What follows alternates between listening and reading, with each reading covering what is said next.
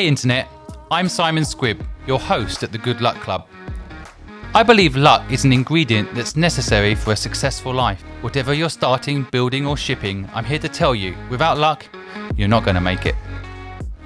I've been testing my luck as an entrepreneur since I was 15 years old. I have had plenty of failures and successes, and I'm fascinated by the things I couldn't control. The moments that made my career, and the ones that threatened to end it.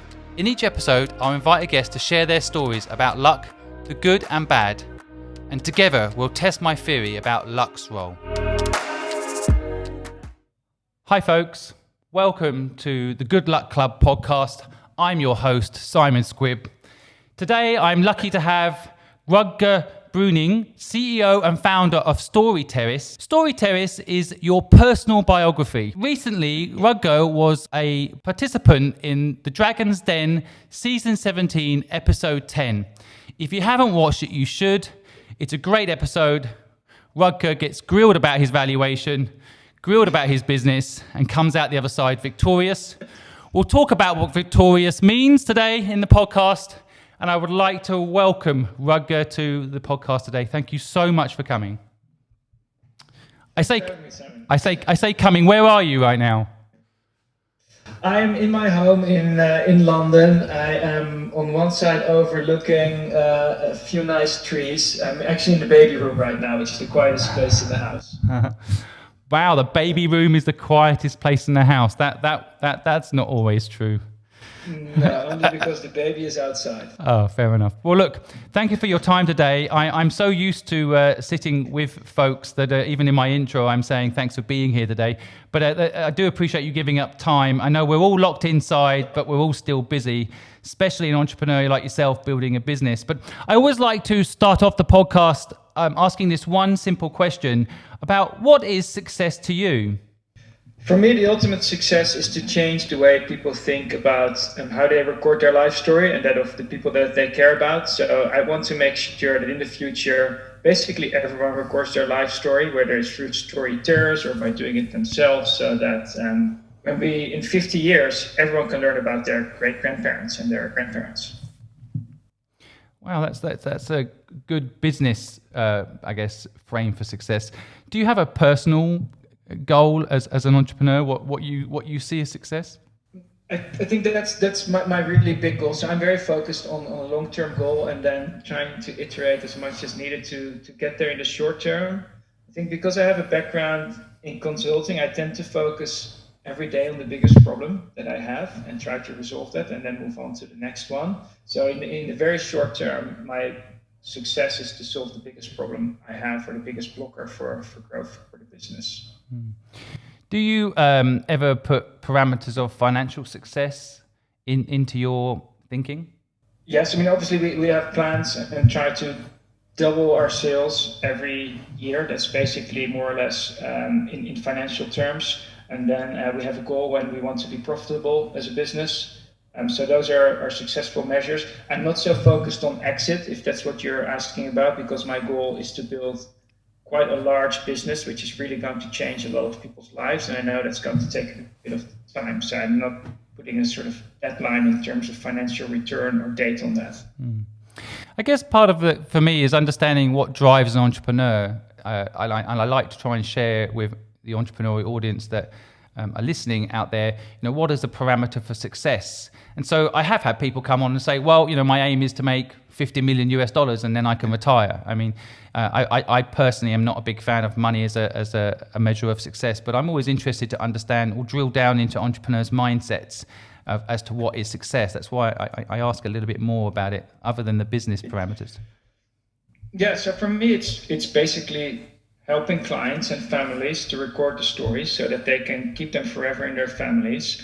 It's an issue that I have encountered myself, and basically it's a problem and a frustration that I'm trying to resolve. I mean, I wish I had recorded my grandparents' life stories, and I didn't do that. And after they passed away, the stories either faded very quickly, or there were questions that I never had the chance to ask, and as a result, I wasn't able to record some part of my family history. So that's really what's driving me. I think that's a wonderful driver. Do you have you made a book for yourself? I'm working on it. I was supposed to be interviewed this month or in April, and now we're basically going to change that to remote interviews. So I'm in the process. It's interesting because I actually, when I read about what you guys are doing, I really love it. It reminds me in many ways of what I'm trying to do. I'm trying to get entrepreneurs' stories on the record so that those stories can be useful to other entrepreneurs, both those that want to become an entrepreneur and those that are presently entrepreneurs and struggling. So your business really resonates with me as a model, and I definitely want you to write a book. Maybe we could do that together. I love your story, but a part of this podcast today is to try and understand your story. So how did you end up as an entrepreneur? Were you born an entrepreneur, or did you train yourself to be one? That's a great question. I think I've always been quite entrepreneurial, although it took me quite a while to set up my first business. I mean, when I go back to, I was actually trading things when I was in elementary school with other kids and making money that way. Later on, I've always been entrepreneurial in the sense that, for example, I went to China during SARS because there was an opportunity to do something interesting for me. I didn't set up a business. The reason I started this business, and that was the moment for me to become an entrepreneur, was that this problem about my grandparents having passed away, not having recorded their life stories. I had been thinking about it for over a decade and never came up with a solution that was scalable and could help really a lot of people. Until I realized when freelancer.com did an IPO in Australia that there were hundreds of thousands of freelancers you could manage quite easily online now. That was a big change, but also that there were tens of thousands of writers on those platforms and that they were offering their services at very reasonable rates. People with fantastic backgrounds, great writers. And I thought, now actually I can create a service that can help thousands, hundreds of thousands of people. And that's when I decided this is my problem and I want to solve this and I'm going to become an entrepreneur. Now, I want to talk about your experience at Dragon's Den and that whole behind the scenes and what happened after. But just before we come to that, I think, of course, the pressing problem of today is the coronavirus, and you just mentioned something that I also went through. I experienced SARS virus in Hong Kong in 2003 in Hong Kong. So we kind of felt every business shut down, everything stopped, that whole panic, that fear. That I felt it all before. So this time around, I'm not as scared. How do you feel about it, considering you were in China when the SARS virus hit? How do you feel about coronavirus today, and how are you as a business owner handling the situation? I'll answer those very separately, I think, because they're, to me, in my mind, they're in different compartments in my head. In terms of me personally, I think now actually I'm much more aware of the risks than when I was in China. I mean, I was probably 22. I really wanted to go to China. I had an opportunity to get some money from Heinz to do some research with a friend. And it was just exciting, and the whole country was empty, and we could go to all the famous tourist places and everything. It was just an incredible experience, and I never thought about any risks. Now, I'm a little bit older. I have a baby. I have parents who are a little bit older. I'm much more aware, I think, of the impact of the virus and what it can have, and also the role we need to play in society to make sure that we especially keep the elderly and the vulnerable safe. And I think as a business owner, that's also something you keep in mind, because it's ultimately, before the government mandated people to work from home, it was the business owners or CEO's decision to tell people we're going to work from home, and help help society a little bit that way. So I'm thinking very differently than at the time. Personally, I'm not very scared. I have also a lot of things to worry about that are unrelated to Corona.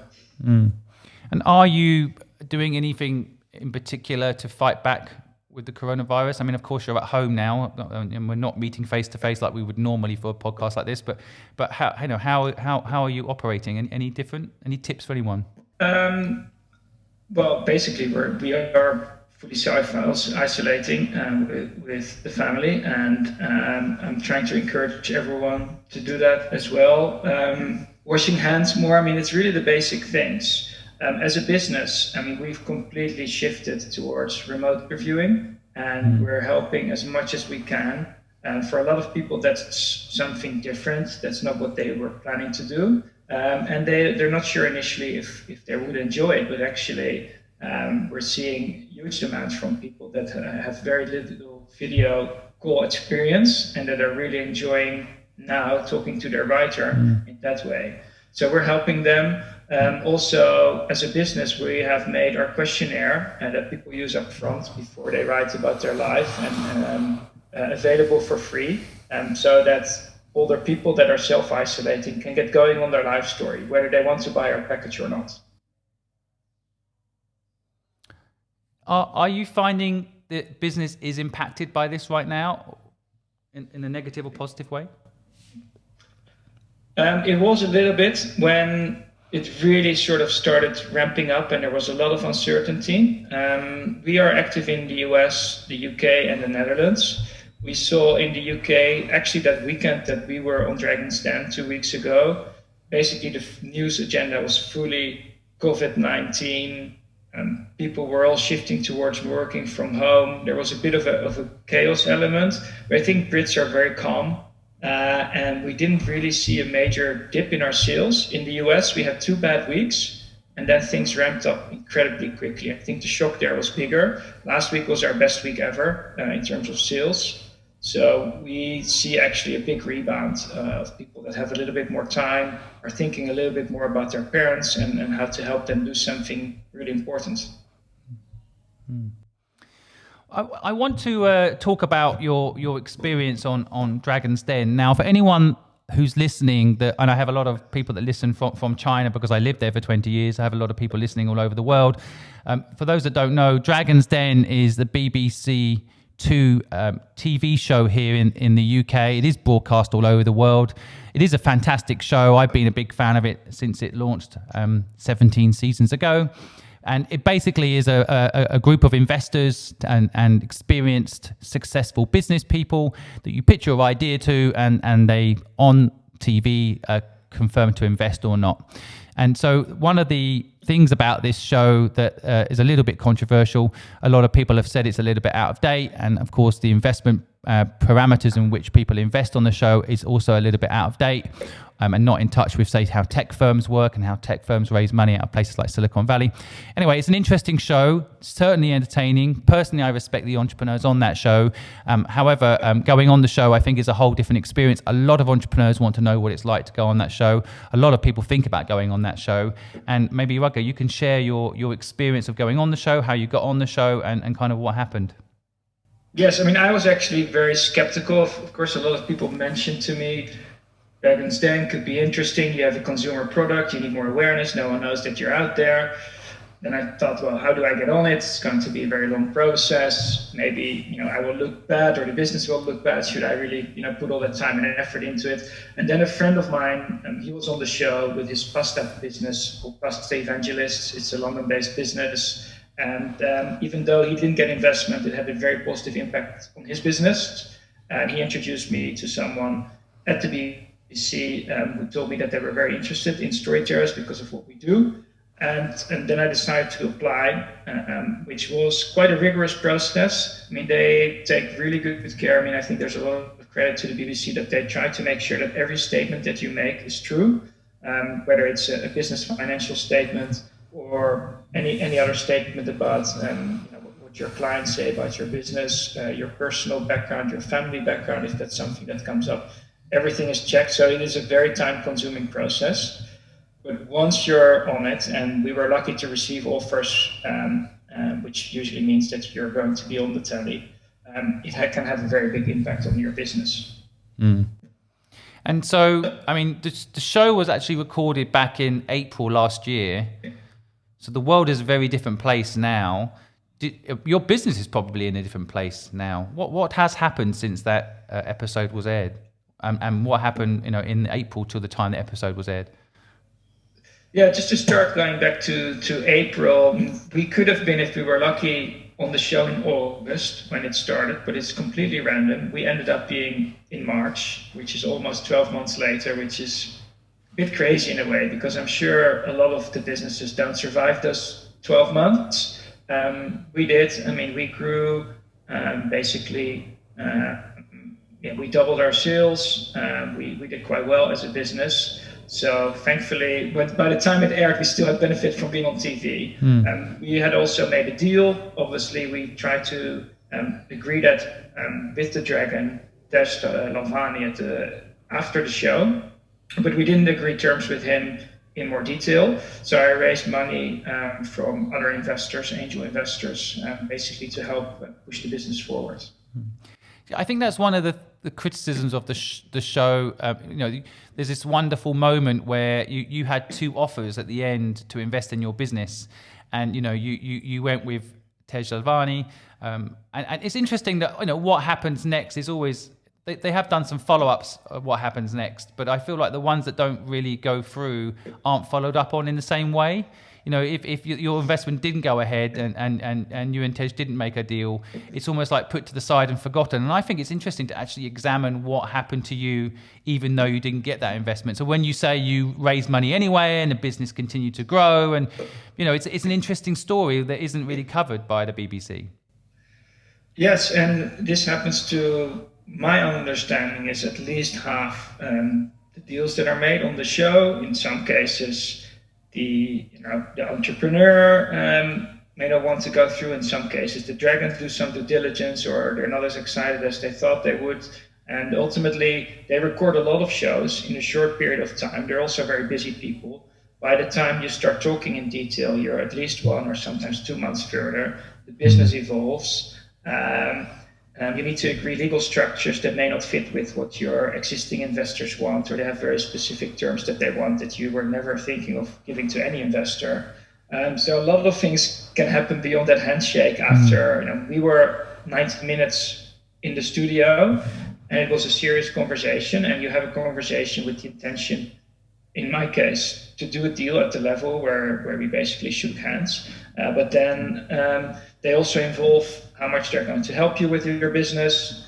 You're not going to exactly discuss that in great detail on the show. Things move very quickly. They're all individual investors, so you're not talking to one firm where people coherently ask you questions about your business. They ask what they want to ask. Right. So you move on very quickly from person to person. I guess some of those questions also are sound bites, right? They're kind of interesting questions, but might not necessarily be relevant, but sound good on TV. Right? I mean, is it true? So you only get 90 minutes. Do you actually meet the Dragons before, or is it just you go on, you pitch, and then that's it? You have a relationship afterwards only if they've said they're going to invest? They know nothing about your business. They walk into the den initially themselves, and all they see is the setup that you've created for your business. In our case, it was basically a bookcase with a few of our products in there, and they started looking around, and we made some books with themselves on the cover, and they played around with it, and that's all they knew about the business. They sat down, we did our 2-minute pitch, and that's all they knew about the business. They do have a folder with information that the BBC has collected, but they rarely take time to really look into that unless they want to look at a patent, which wasn't really relevant in our case. Which is kind of crazy, because in real life, having personally invested in lots of startups myself, you spend weeks sometimes knowing about the business before you meet the entrepreneur, and you understand the ins and outs of the company, and then you meet and have a serious conversation about whether or not you're compatible.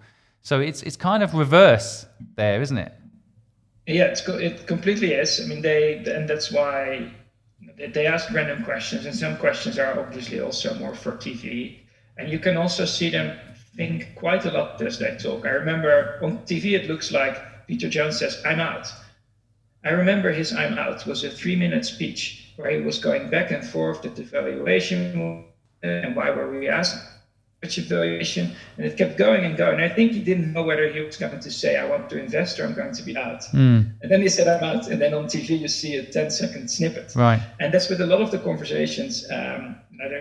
Everyone obviously is aware you're on TV, and that drives how people talk. I did find the whole interaction fascinating between you and the Dragons. There was a particular moment that I think, as an entrepreneur who's raised money and an entrepreneur who's invested in people, there's this moment when you're battling with the valuation in your own mind, because you've got existing shareholders and there's a deal to be made. I can see your mind ticking over. What was going through your mind at that moment? One, I had the intention to do a deal. I mean, I think it's, that can help your business, raise the profile, and it's good for the audience also to that people that have a lot of opportunities to invest in business invest in you. But I needed to get to a valuation that wouldn't antagonize my existing investors. So the value and mission ultimately needed to be aligned. And that's why I was in my mind battling between how far I wanted to go to make the deal happen. Do you think within that show there's a sense of, well, we can all say, yes, let's do a deal, and it doesn't really matter because later we can just cancel it? Did that go through your mind? I could see you were making a very careful consideration about the deal that you were willing to do so you don't antagonize your investors. And almost like at the end of this, you're going to shake hands on it and that's a deal done, right? Yeah, so when we shook hands, it was definitely my intention to complete that deal. And that's why I wanted to do it at a level that I could ultimately explain to my investors. I do think some people, they just make a deal at any level and then they know that they can get out of it. Yeah, I can see at the time, to me, I could just see that you were really thinking about what deal you were willing to make, and then you shake hands. So what went wrong? Why did the deal not go ahead? And ultimately, it really came down to a very complex legal structure that the Dragon wanted to basically set up to do this deal. And I was not comfortable with it. And it was just adding complexity to my business, which I thought was unnecessary. And by then, the process had already taken 4 or 5 months. So at that point, it just was better to move on and raise money from. I had already started raising money from other people at a better valuation, and it was just not moving. Did you actually have a chance to form a relationship with any of the Dragons afterwards, or was it deal wasn't done, move on? So we had breakfast, me, one of my lead investors with Tej, and one of the people that works for him, to basically discuss the deal, and especially the basis on which the advisory shares that we had agreed would vest. That was, I thought, was for me going to be the biggest stumbling block before having that meeting, but we actually managed to agree that. And then only later on things fell apart because of the legal structure. Well, look, moving on from Dragon's Den, I mean, how is the business doing today? And I wanted to ask you in particular about your feeling around luck. I have a theory that luck is a skill. And I also have a theory that luck is a key ingredient to being successful. So I'd love to hear a story from you where you've had some good luck or some bad luck and how that's played out in your business and in your life. I think in general, I've been quite lucky. I've had pretty good opportunities in terms of meeting good people, getting a good education, working with people that I learned a lot from very early in my career. Specifically, I worked with a number of people that helped me give me the confidence that I could solve any problem. Basically, I was working in consulting, working for relatively large companies such as Shell, Bertelsmann. And even though the problems were very complex that we were working on, there was always a solution and always a best way forward. And I learned that from a number of people that took an interest in helping me to solve those problems and learn me how to do it myself. And I still benefit from that today because I feel like specifically now what's happening with the coronavirus, the business is doing well, the fundraising environment has more or less collapsed, but there's always a solution or always there's a best way forward. So I feel that I've really benefited from meeting the right people that have taken the time to teach me things.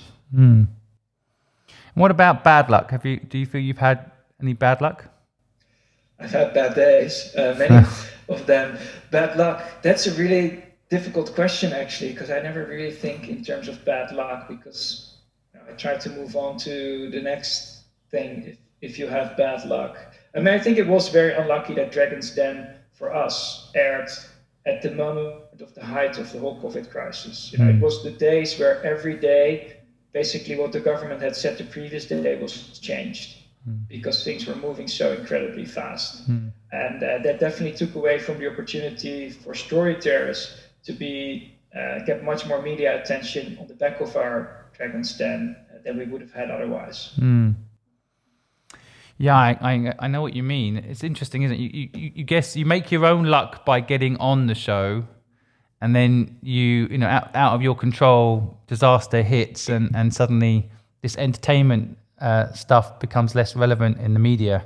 and probably the other thing, which I think was bad luck, was our name wasn't very present. So we got less web visitors than we thought, but then the conversion was better than we expected. So overall, we were very happy, and it's had a fantastic impact on the business. But there's always a few things that go right and go wrong. It's only that you asked the question, I think, that I would think about bad luck. So if anyone wanted to get a biography done, how do they do it? Well, if I wanted to get my life story done, I've actually written a book, I haven't published it yet, but if I wanted to get my biography done, how would I go about doing it? Well, basically, you come to our website and you talk to one of our staff, and we match you with a writer. So across the UK, the US, and the Netherlands, we have 600 professional writers, and we match people based on their personality and their background. So that they're going to be interviewed by someone that really understands them quite quickly, and they can have a fantastic conversation with about their life. But before we have those conversations, people fill out a questionnaire to help them think about what are really the most important things I want to talk about in my book. Then they get the interviews. Obviously, people need to find photos about their lives, and we help them basically turn it into a really beautiful document. Wonderful. Well, I'll put the link to your wonderful business in the podcast profile, and people will be able to go ahead and make themselves their own biography.